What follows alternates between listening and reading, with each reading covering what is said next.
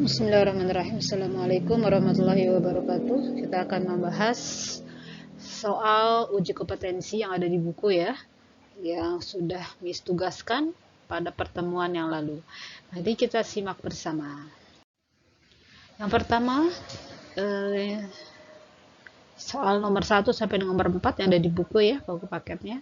Jika salah satu lampu dalam suatu rangkaian putus atau padam, seluruh lampu dalam rangkaian tersebut ikut padam. Nah, hal ini berarti lampu-lampu tersebut disebut dirangkai secara apa? Ya. Jadi kalau satu lampu diputus atau diputus, maka yang lampu lain ikutan padam, ya. Berarti dia masuk dalam rangkaian seri, ya. Karena dirangkai secara seri, ya. Nah, kemudian kalau paralel ya, kamu lihat rangkaian listrik di rumah kamu itu ya, kalau kamu padamkan lampu kamar, apa iya lampu luar itu mati gitu? Enggak kan ya. Jadi kalau di rumah ya itu menggunakan rangkaian paralel ya, menggunakan rangkaian paralel. Jadi satu lampu mati, maka lampu lain tidak akan mati atau tidak akan padam. Beda dengan seri. Kalau seri kamu tahu ya, mari kita sudah belajar posisi seri seperti apa. Kalau satu padam, maka yang lain akan ikut padam. Ya. Kita lanjut ke nomor 2. Beberapa baterai yang disusun secara seri akan menghasilkan apa? Nah, ini nomor 2 sebenarnya belum kita bahas ya, tapi tidak apa-apa lah ya. Ada di buku paket kamu ya.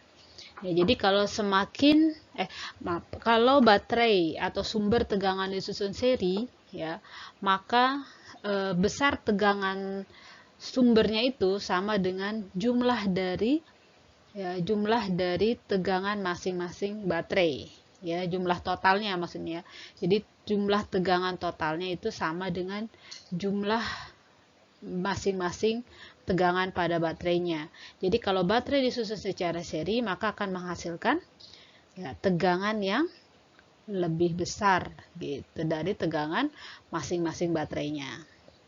Nomor 3. Oh iya, nomor 2 berkebalikan dengan paralel ya. Kalau paralel tegangannya sama ya. Tegangannya akan sama, dia tidak seperti seri di jumlah gitu ya. Kita lanjut nomor 3. Grafik di bawah ini menggambarkan resistansi bahan terhadap arus listrik. Ya, bahan yang paling baik untuk konduktor. Konduktor itu kan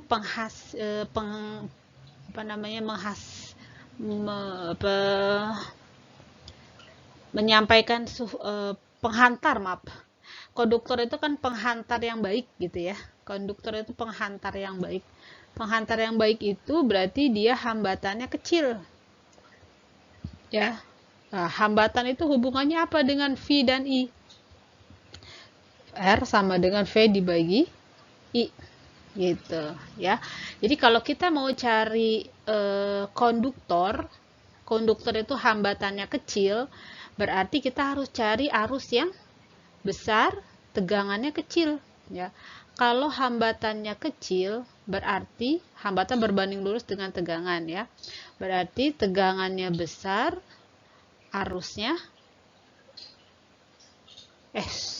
terbalik. Maaf ininya ya, kita hapus sedikit, terbalik Miss, maaf. Jadi kalau hambatannya kecil, ya, berbanding lurus dengan tegangan, maka tegangannya juga kecil. Ya, maka arusnya yang besar. Nah, sekarang kita lihat mana tegangannya kecil, arusnya besar. Punya A, B, C atau D. Ya, kita belajar baca grafik. Ya, kita lihat tegangannya kecil. Tegangan yang paling kecil yang mana? A, B, C atau D? Yang nilainya paling kecil. Ya, A ya. Nah, karena A cuma sampai di sini. Ya, ini A di sini. Tegangannya A. Ya, sedangkan arusnya paling tinggi. Nah, maka dia akan menghasilkan hambatannya kecil, berarti konduktor, ya. Berarti jawabannya yang A. Gitu. Ya, nomor 4, benda-benda yang termasuk isolator listrik. Isolator adalah penghantar yang kurang baik ya, atau yang buruk gitu ya. Isolator apa? Jawabannya isolator yang mika dan timbal atau timbal ya. Mika itu plastik, timbal juga sejenisnya. Lanjut ke yang nomor 5. Hasil pengukuran beda potensial dan kuat arus listrik adalah sebagai berikut. Ya, berdasarkan tabel tersebut, hubungan antara V, I, dan R adalah, nah kita lihat V, I, dan R. Nah, V-nya, kita lihat, I-nya sudah ada, ya kita lihat dari V-nya, dari 1,5, 2,8, 3,9, makin lama makin besar tegangannya ya. Kemudian I-nya juga makin lama makin besar. Nah, kita lihat R-nya. Sekarang kita cari R-nya dulu, R1. V dibagi I, kita cari satu-satu. Berarti 1,5 dibagi 0,8. Kemudian R2-nya kita bagi, sama ya rumusnya 2,8 dibagi 1,5 ya. R3-nya kita bagi juga 3,99 dibagi 2,1. Nah, kita hitung. Nih, berapa nih? Ini dihitung itu sekitar 1,875 ya. Kalau ini 1,87 ya. 1,87 boleh kalian nanti hitung. Ini ke 1,9. Ini kalau dibulatkan jadi 1,9 ya. Ini juga kalau dibulatkan 1,9. Nah, kalian lihat hasil dari hambatannya gitu ya. Nah, sekarang kita cari pernyataan yang tepat, A, B, C, atau D. Ya, kita lihat yang A, makin besar V, makin besar I, dan R tetap. R-nya tetap, betul ya? Nah, berarti langsung ketemu jawaban yang A. Ya, artinya V-nya makin besar, lihat angkanya. I-nya juga makin besar, R-nya tetap. Gitu. Ya, berarti jawabannya yang A. Lanjut nomor 6. Besar hambatan pengganti pada rangkaian seperti gambar di bawah ini adalah, nah kita lihat, pertama kamu harus mengerjakan yang mana dulu? Ya, ini dulu. Ya, kamu selesaikan, berarti hambatan serinya 2 tambah 4, berarti 6 ohm. Ya, kemudian 6 ini menjadi 6 ohm. Ya, kemudian ini kita paralel dengan ini. Ya, maaf, kita paralel ini menjadi apa? Jadi 1 Rp sama dengan 1/6 tambah 1/3 gitu ya. Nyebutnya sama dengan 6 bagi 2, 6 bagi 3 kok 2, astagfirullahaladzim, maaf. Ini 1 ya. 6 bagi 6 1, 6 bagi 3 2. Berarti 3/6. Berarti Rp-nya sama dengan 6 dibagi 3 sama dengan 2 ohm. Gitu. Ya. Nah, setelah ini baru kita cari hambatan totalnya. Ya. Karena gambarnya kan nanti jadi gini. Ya, yang ini 3 ohm yang ada di yang soal ini ya. Kemudian yang gabungan tadi 3 ini menjadi 2 ohm. Nah, jadi totalnya tinggal dijumlahkan aja, 2 ditambah 2 tambah 3, maaf ya. 2 ditambah 3. Berarti hambatannya totalnya menjadi 5 ohm. Gitu, ya. Lanjut nomor 7. Ya. Perhatikan gambar berikut ini. Ya, kuat arus listrik pada cabang pada rangkaian listrik tersebut. Ya, di sini ada 3 hambatan, berarti kita cari hambatan paralelnya dulu. Ya, hambatan paralel sama dengan 1/15 ditambah 1/10 ditambah 1/6. Ya, kita samakan penyebutnya berapa nih? 30 ya. 30 bagi 15 2, 30 bagi 10 3, 30 bagi 6 5. Ya. Berarti 1/Rp sama dengan berapa nih? 8, 10 ya. 10 per 30 ya. Berarti hambatan paralelnya atau hambatan totalnya di sini ya. Ya, hambatan paralelnya itu adalah 30 dibagi 10. Ya, berarti sama dengan 3 ohm. Ya, ini hambatan paralelnya. Dan sekarang yang ditanya adalah arus yang pada cabang. I-nya berapa? Gitu ya. V atau E boleh, karena di sini tulisannya E, boleh. R tambah R. Kenapa ada R? Karena di sini diketahui hambatan dalam baterainya. Jadi harus dihitung, ditambahkan. Itu ya. Nah, kalau tidak diketahui, tidak diminta, ya nggak usah ditambah gitu ya.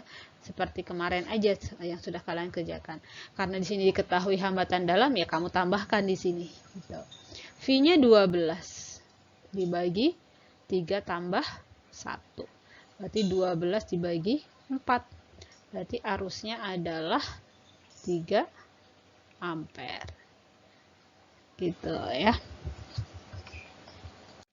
Lanjut nomor 8.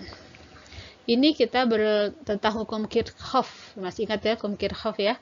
Jadi ini ada I, ada I1, I2, I3, I4.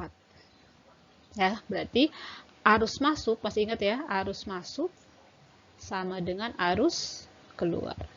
Sekarang kita lihat yang masuk mana? Ini titik percabangannya. Ya. Berarti yang arus masuk adalah I. Ya. Yang keluar ini keluar semua. Oke, berarti tinggal tambahkan saja I1 tambah I2 tambah I3 tambah I4. Ya. Berarti I1-nya berapa nih? I1 sama dengan I2, 3 ampere. Berarti ini 3 tambah 3, gitu ya. I3-nya 2, berarti tambah 2. I4-nya yang ditanya. Oh, gitu. I-nya berapa? Oh, udah diketahui I-nya 9. Oke, berarti 9 sama dengan 6, 7, 8. 8 tambah I4. Nah, kelihatan lah ya. Jadi I4-nya sama dengan 1 ampere. Ya. Nah, kalau ini gimana? Sama rumusnya, pakai arus standar ya. Sama I masuk sama dengan I keluar. Nah, kita lihat tanda yang masuk yang mana. Ini masuk ya. Kasih tanda ini masuk. Kemudian yang masuk ini ya, yang lain keluar. Berarti I masuknya I1 tambah I4. I keluarnya I2 tambah I3 tambah I5 gitu. I1-nya itu 3 tambah I4 ya, sama dengan I2-nya 3 ditambah I3 sama dengan I1 berarti 3 juga ya, ditambah I5-nya 4 ya. Nah, udah kita hitung, berarti 3 tambah I4 sama dengan 6, 10 ya.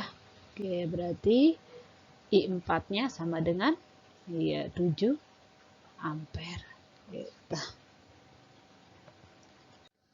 Lanjut nomor 10. 11 ya. Berarti gambar di bawah ini, jika saklar SK ditutup ya, lampu akan menyala paling redup adalah pada L1 ya, karena disusunnya seri. Karena lampu susun seri dia agak redup lampunya. Kalau paralel dia makin lebih terang dibandingkan yang seri ya. 11. Nah, ini sama yang ditanya I ya. Berarti kamu cari ini dulu ya.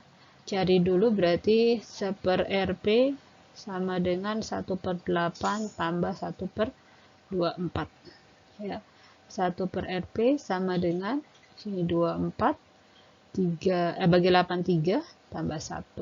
Berarti 1/Rp sama dengan 4/24. Berarti Rp-nya aja 24 dibagi 4, itu sama dengan 6 ohm ya. Nah, ini sudah R-nya, berarti hambatan totalnya itu adalah 3 ditambah 6, ya 9 ohm ya. Berarti tinggal dicari I sama dengan V per R. V-nya 9, R-nya juga 9. Berarti harusnya adalah 1 ampere. Ya. Lanjut nomor 12. Ya, ini diketahuinya ini I-nya jangan di situ deh nulisnya. I-nya 1000 miliampere. 1000 miliampere, waktunya 10 menit. Ini kita konversi dulu menjadi ampere, berarti dibagi 1000 ya. Berarti sama dengan 1 ampere. Ya. 10 menit berapa detik? 1 menit kali 60. Berarti 600 sekon. Ya. Berarti Q sama dengan I kali T. Nah, I-nya 1, T-nya 600. Berarti Q-nya sama dengan 600 kolom. 13. Nilai hambatan dalam suatu rangkaian akan menjadi lebih kecil. Nilai hambatannya kecil jika hambatan pada rangkaian tersebut disusun secara paralel. Ya, kalau seri kan dijumlahkan, berarti makin besar angkanya, gitu ya. Nomor 14 ya, di buku nomor 19. Ini R1, R2, R3, R4 besarnya I. Nah, ini juga sama dengan yang tadi. Kamu cari dulu ini ya. Berarti hambatan paralelnya 3 dan 4 sama-sama 1/8. Ya, bisa langsung 2/8. Berarti RP-nya 8/2. Gitu ya. Sama dengan 4 ohm. Berarti hambatan totalnya tinggal kita tambahkan aja R1 tambah R2 tambah hambatan paralelnya, gitu ya. Hambatan R1-nya 10, R2-nya 10, R3, REP-nya 4. Berarti hambatan totalnya 24 ohm. Jadi tinggal kita lihat, berarti I sama dengan V per R. Ya. V-nya 12, R-nya 24. Tinggal kita sederhanakan, berarti hasilnya 0,5 ampere. Gitu. Lanjut. 5 buah bola lam. 5 buah bola lam akan menyala secara bersamaan dengan menyala terang yang sama jika kelima lampu diberi tegangan, dipasang secara paralel. Gitu ya. Sebuah penghantar dalam waktu 2 sekon mengalirkan arus listrik sebesar 2 mA. Muatan yang berpindah pada penghantar tersebut, yang ini T 2 sekon mengalirkan arus listrik, berarti I 20 mA. Ya, miliampere berapa ampere nih? 20 kali 10 pangkat min 3 ampere ya. Milimeter ke meter sama dibagi 1000 gitu ya. Yang ditanya adalah Q, I dikali T gitu ya. Tinggal 2 dikali 2 kali 10 pangkat min 3. Berarti 4 kali 10 pangkat ke 2, 20 ya. Ini 20. Maaf. 20 berarti ini 40.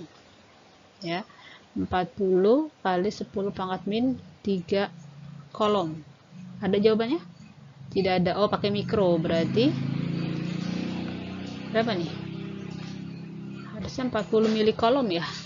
Bukan mikro ya. Nah, kalau pakai ini sama dengan 40 mili kolom dibagi 1000 ya. Harusnya mili kolom bukan mikro kolom. Lanjut yang D, yang nomor 21 ya. Arus listrik timbul akibat adanya perbedaan suhu, pergerakan elektron, interaksi antar muatan, pergerakan. Nah, yang mana? Ya, adanya pergerakan elektron gitu ya. Nomor 24, muatan listrik 120 kolom berpindah melalui kawat penghantar menghubungkan kedua kutub sumber tegangan selama 5 menit. Yang ditanya adalah kuat arus atau I. Ya, ini ya, Q itu 120 kolom ya. Kemudian waktunya 5 menit. Ya, 5 menit kita jadikan detik dikali 60 berarti 300 sekon. Ya, berarti I sama dengan Q dibagi dibagi T ya. Berarti 120 dibagi 300. Nah, kita sederhanakan saja untuk mudah menghitungnya. Berapa nih? Bagi 3 ya, 4/10 atau 2/5 sama dengan 0,4 ampere gitu ya. Nomor 19 dan nomor 20, dua nomor lagi. Selama 1 detik suatu penghantar dialiri arus listrik sebesar 1,6 ampere. Berarti I sama dengan 1,6 ya. Jika sebuah elektron muatannya berarti E-nya ya 1,6 kali 10 pangkat min 19 kolom. Yang ditanya adalah ini T-nya ya, 1 detik loh. Tertinggal T-nya 1 sekon. Yang ditanya adalah N-nya berapa? Gitu. Ya, gimana kalau pakai ini? N sama dengan Q per E ya. Q bagi E. Q-nya itu I kali T ya dibagi dengan E. Ya, ini I-nya bagi T. Ya, ini I-nya. Oke, kita langsung hitung. N sama dengan I-nya 1,6, T-nya 1 dibagi 1,6 kali 10 pangkat min 19. Oke, ini rek ya. Tinggal ini kita naikkan saja jadi 10 pangkat 19 elektron jumlahnya ya. Nah, sekarang arah aliran listrik yang benar. Jadi tegangan dari potensial tinggi ke potensial rendah. Yang mana nih? Mana yang mengalir aliran elektron? Ya, berarti yang ini. Oke. Sip, demikian pembelajaran kita. Mudah-mudahan bisa difahami dengan baik. Pembahasan ini bisa dipelajari dengan baik untuk persiapan ulangan harian pada pertemuan yang akan datang. Ya, terima kasih atas perhatiannya. Assalamualaikum warahmatullahi wabarakatuh.